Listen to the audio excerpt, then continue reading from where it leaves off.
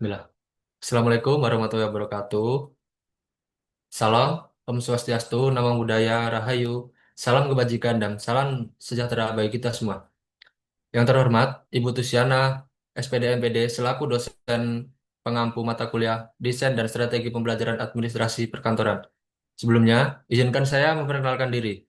Saya Edward Edrianto Wijaya dengan NIM 24071201125 selaku moderator pada presentasi kali ini. Dan anggota kelompok saya. Saya Indah Nur Hovifah dengan NIM 2407120057. Saya Rahmani Afifah dengan NIM 2407120058. Saya Resviana Narmas Putri dengan NIM 2407120119. Saya Salsabila Ulia Fatin dengan NIM 2407120120. Di sini kami akan memaparkan hasil diskusi kami yang berfokus pada teori behaviorisme. Sebelumnya, izinkan rekan saya Salsa Bilaulia untuk share screen presentasi kami. Baik, untuk materi pertama akan dipaparkan oleh Indah. Untuk Indah, waktu dan tempat saya persilahkan. Baik, yang pertama ada teori behaviorisme. Behaviorisme merupakan aliran psikologi yang memandang individu lebih kepada sisi fenomena jasmaniah dan mengabaikan aspek-aspek mental seperti kecerdasan, minat, bahkan perasaan individu dalam kegiatan belajar. Menurut teori behaviorisme, belajar adalah perubahan tingkah laku sebagai akibat dari adanya interaksi antara stimulus dan respon. Belajar dalam konteks behaviorisme melibatkan 4 unsur pokok, yaitu drive, stimulus, response, dan reinforcement.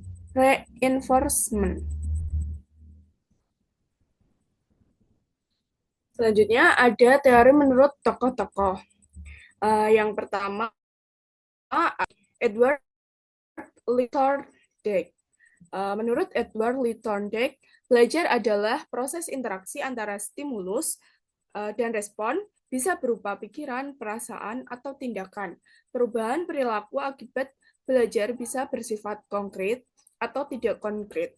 Teorinya dikenal dengan 2 nama. Yang pertama ada teori koneksionisme, karena belajar adalah proses pembentukan koneksi atau hubungan antara stimulus dan respon. Kedua, ada teori trial and error, karena dalam eksperimennya, belajar sering melibatkan proses mencoba-coba dan mengalami kegagalan hingga akhirnya menemukan respon yang benar. Yang kedua, ada Ivan Petrovich Pavlov. Ivan Petrovich Pavlov 1849 sampai 1936 adalah seorang behavioris terkenal dengan teori pengkondisian klasik. Melalui eksperimennya pada anjing, ia menemukan bahwa pembelajaran terjadi ketika stimulus netral seperti bel dipasangkan berulang-ulang dengan stimulus alami seperti makanan, hingga akhirnya stimulus netral saja dapat memunculkan respons seperti air liur. Teori ini menekankan bahwa belajar adalah proses perubahan akibat pemberian syarat-syarat tertentu, dan kunci utamanya adalah latihan yang terus-menerus. Yang ketiga ada Burrhus Frederick Skinner. B.F. Skinner berpendapat bahwa belajar adalah perilaku yang sebagai respons stimulus dari lingkungan. Berbeda dengan teori behavioristik lain yang menggunakan konsep mentalistik seperti dorongan atau motivasi, Skinner menolak hal tersebut karena dianggap tidak dapat diamati dan diukur secara langsung. Fokus penelitian ilmiahnya adalah pada hubungan yang teramati antara lingkungan, perilaku organisme, dan konsekuensi yang mengikuti perilaku tersebut. Yang keempat ada Clark Leonard Hull. Clark L. Hull mendasarkan teori belajarnya pada hubungan stimulus-respons yang diperkuat dengan menggunakan pendekatan matematis dan deduktif. Menurut Hull, interaksi SR tidak sederhana karena dipengaruhi oleh variabel intervening atau perantara dalam diri individu seperti rasa haus. Sebagai contoh situasi tertentu, seperti memberi makanan asin dapat menimbulkan rasa haus yang kemudian mendorong individu untuk melakukan berbagai respons, seperti mencari air kebutuhannya. Yang kelima ada Edwin Ray Guthrie, seorang tokoh behavioristik, menjelaskan belajar melalui hubungan stimulus-respons. Menurutnya, hubungan SR bersifat sementara, sehingga untuk membuatnya permanen, siswa perlu sering diberi stimulus. Guthrie juga menekankan pentingnya menggunakan berbagai macam stimulus untuk memperkuat respons dan percaya bahwa hukuman yang diberikan tepat waktu efektif untuk mengubah kebiasaan. Namun, penekanannya ini kemudian tergeser oleh popularitas teori Skinner yang lebih menitik beratkan pada penguatan. Yang terakhir ada John Brodus Watson. John developer behaviorisme berpendapat bahwa perilaku harus menjadi fokus utama psikologi. Ia meyakini bahwa manusia lahir tanpa sosial atau psikologis dan perilaku mereka sepenuhnya dibentuk oleh pengalaman. Menurut Watson, perilaku dimotivasi oleh keinginan untuk mencari kesenangan dan menghindari penderitaan. Pandangan ini menempatkan manusia sebagai makhluk yang pasif dan mudah dibentuk oleh lingkungan, di mana stimulus yang diberikan secara terus-menerus akan menentukan perubahan perilaku individu. Next. Nah, selanjutnya ada fokus utama. Berdasarkan teori behaviorisme, belajar yang efektif ditandai dengan adanya stimulus sebagai input dan respons sebagai output yang dapat diamati. Teori ini menekankan pentingnya pengukuran untuk menilai perubahan perilaku peserta didik secara objektif. Dengan demikian, keberhasilan proses belajar dapat ditentukan melalui pengukuran perubahan perilaku tersebut yang menjadi indikator konkret bahwa pembelajaran telah mencapai tujuannya. Pembelajaran yang dirancang dan berpijak pada teori memandang bahwa pengetahuan adalah objektif, pasti, tetap, tidak berubah. Belajar adalah proses memperoleh pengetahuan, sedangkan mengajar adalah memindahkan pengetahuan atau transfer of knowledge ke orang yang belajar. Guru yang menggunakan paradigma behaviorisme menyusun bahan pelajaran yang sudah siap sehingga tujuan pembelajaran yang dikuasai siswa disampaikan secara utuh oleh guru. Dalam proses pembelajaran, guru menyusun bahan ajar secara hierarki dan mengimplementasikannya tidak hanya memberikan ceramah kepada siswa, akan tetapi juga memberikan contoh-contoh sebab hasil yang diharapkan dalam pembelajaran dapat membentuk suatu perilaku siswa yang diinginkan. Next. Pendidikan proses untuk pembentukan perilaku. Menurut para behavioris, manusia diprogram untuk bertindak dalam cara-cara tertentu oleh lingkungannya. Pendidikan berperan untuk mengembangkan kemampuan dan membentuk perilaku peserta didik. Proses belajar behavioristik mengutamakan tentang bagaimana memberikan stimulus yang tepat dan pembentukan kebiasaan melalui proses latihan dan pengulangan untuk menghasilkan respons yang diharapkan. Proses pencarian stimulus yang tepat ini tertuang secara jelas dalam sebuah kebijakan yang dinamakan kurikulum. Kurikulum penganut behavioris mengutamakan proses pembentukan kebiasaan melalui proses latihan dan pengulangan. Kurikulum behavioris juga masih diterapkan dalam ilmu-ilmu yang membutuhkan unsur kecepatan, refleks, daya tahan. Peran guru adalah untuk menciptakan lingkungan yang efektif. Seiring dengan kemajuan dunia pendidikan, guru diharapkan mampu memberikan sebuah stimulus yang sesuai dengan kondisi anak dan kondisi lingkungan yang ada saat ini. Seorang guru yang mempunyai kualifikasi keilmuan dan pedagogis yang cukup akan mampu memberikan stimulus yang tepat agar bisa menimbulkan respon yang positif dari siswa. Sistem evaluasi behavioristik menekankan pada respon pasif, keterampilan secara terpisah, dan biasanya menggunakan paper and pencil test. Teori behavioristik menekankan evaluasi pada kemampuan siswa secara individual, biasanya dalam bentuk evaluasi yang menuntut satu jawaban yang benar. sesuai dengan keinginan guru atau keinginan kunci. Next. Selanjutnya ada prinsip utama. Yang pertama ada fokus pada perilaku yang dapat diamati atau observable behavior. Belajar didefinisikan sebagai perubahan yang relatif permanen dalam perilaku yang dapat dilihat dan diukur. Proses mental internal seperti pikiran, motivasi, atau ingatan tidak dianggap karena tidak dapat diamati secara langsung. Ahli terkait John B. Watson 78 sampai 1958 sering disebut sebagai bapak behaviorisme. Dalam artikelnya yang terkenal Psychology as the Behaviorist Views It, Watson menolak studi tentang kesadaran dan menekankan bahwa psikologi harus mempelajari hanya perilaku yang dapat diamati dan diukur. Yang kedua ada stimulus respons sebagai unit dasar. Belajar adalah proses pembentukan hubungan antara stimulus, peristiwa lingkungan, dan respons reaksi individu. Pola SR ini adalah blok pembangun semua perilaku kompleks.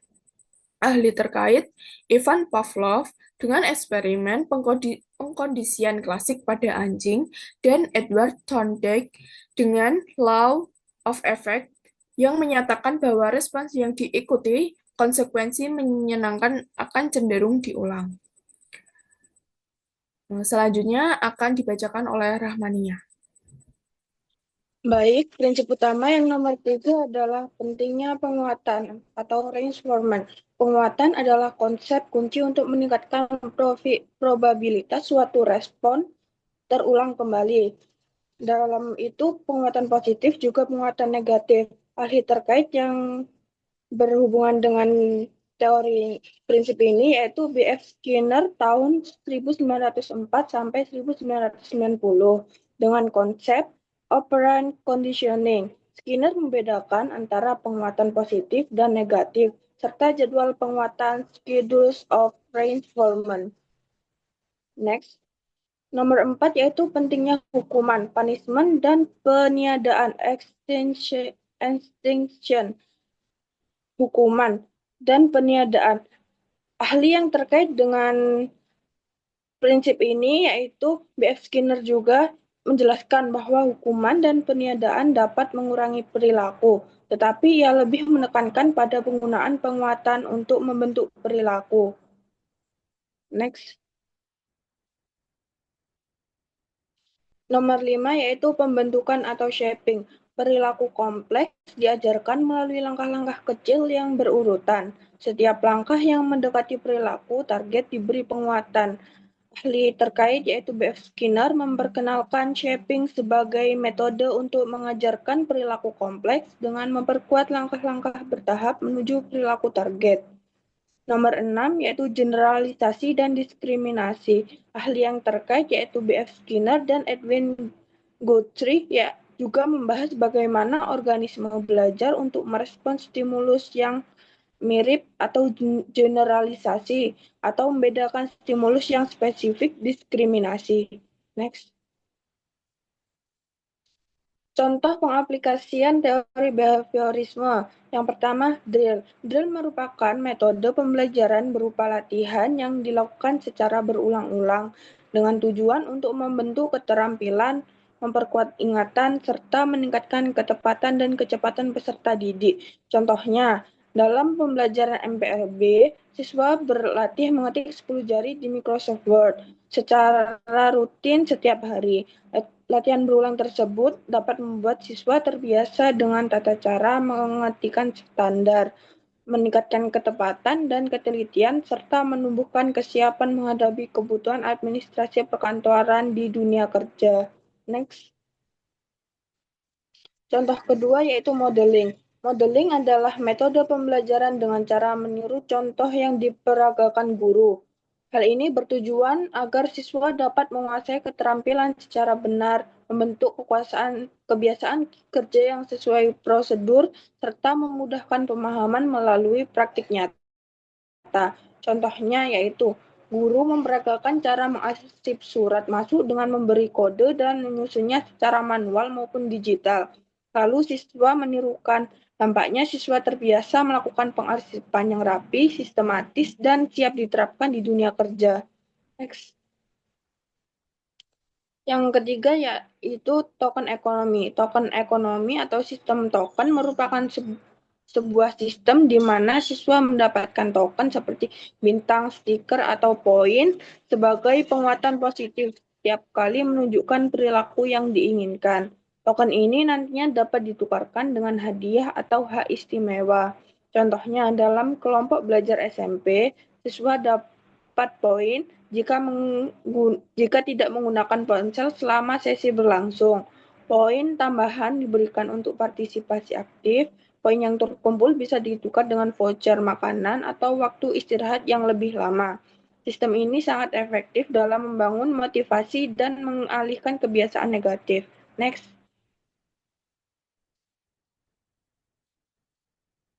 Yang keempat yakni hukuman atau punishment. Pemberian punishment yang konsisten adalah sebuah strategi kunci dalam behaviorisme untuk menangani perilaku negatif dalam kelas. Konsep ini menekankan bahwa hukuman harus diberikan secara konsisten, objektif, dan edukatif setiap kali terjadi pelanggaran aturan. Tujuannya adalah untuk mengurangi perilaku tidak diinginkan sekaligus mengajarkan tanggung jawab kepada siswa. Contohnya, keterlambatan pengumpulan tugas berakibat pengurangan nilai sesuai aturan yang telah disampaikan di awal.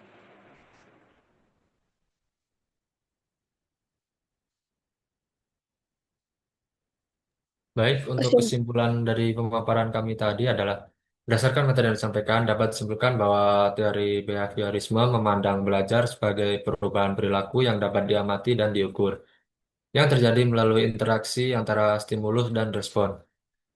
Teori ini menekankan pentingnya lingkungan dalam membentuk perilaku individu dengan peran guru sebagai perancang stimulus yang efektif agar siswa memberikan respon yang diharapkan. Proses pembelajaran behavioristik mengutamakan pelatihan, pengulangan, atau reinforcement, serta hukuman atau punishment untuk membentuk kebiasaan dan mencapai tujuan belajar. Evaluasi dalam pendekatan ini bersifat objektif, mengukur kemampuan siswa berdasarkan pencapaian perilaku yang telah ditetapkan. Contoh aplikasinya dalam pembelajaran antara lain adalah metode drill, modeling, token ekonomi, dan pemberian hukuman yang konsisten, yang bertujuan untuk meningkatkan disiplin, teliti kesiapan siswa dalam menghadapi situasi nyata termasuk dunia kerja. Baik, itulah adalah eh, pemaparan dari kelompok kami. Apakah ada yang mau ditanyakan? Baik, untuk Reswiana, waktu dan tempat saya persilahkan. Oke, terima kasih atas kesempatannya. Saya izin bertanya mengenai materi behaviorisme. Dalam sebuah studi kasus, seorang guru selalu menggunakan sistem reward atau hadiah atas pertanyaan atau jawaban yang disampaikan untuk meningkatkan partisipasi kelas. Partisipasi di dalam kelas pada akhirnya meningkatkan. Akan tetapi, siswa hanya bertanya saat guru memberikan reward saja. Apakah ini dapat dikatakan keberhasilan pendidikan? Sertakan alasan dan jawabanmu. Terima kasih.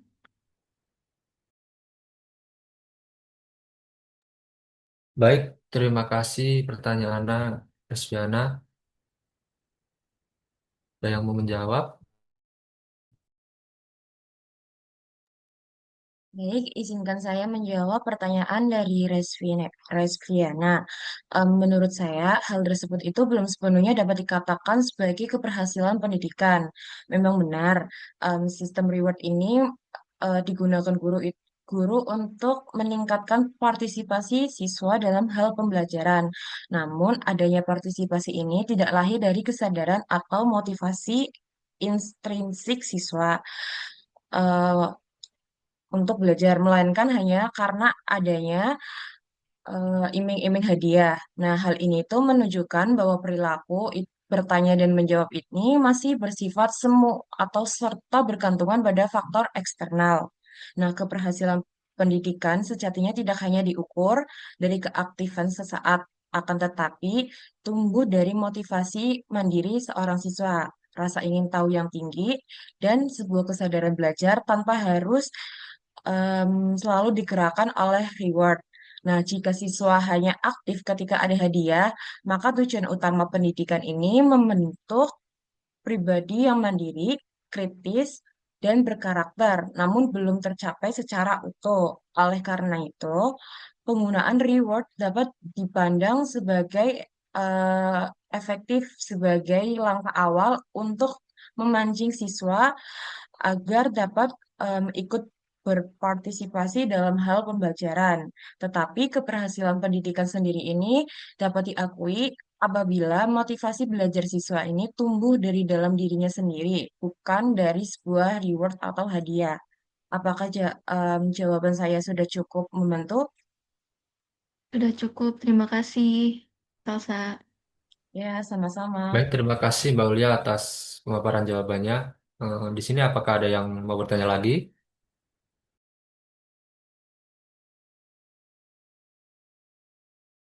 Baik, jika tidak, saya rasa cukup untuk pemaparan materi diskusi pada kelompok kami pada malam hari ini.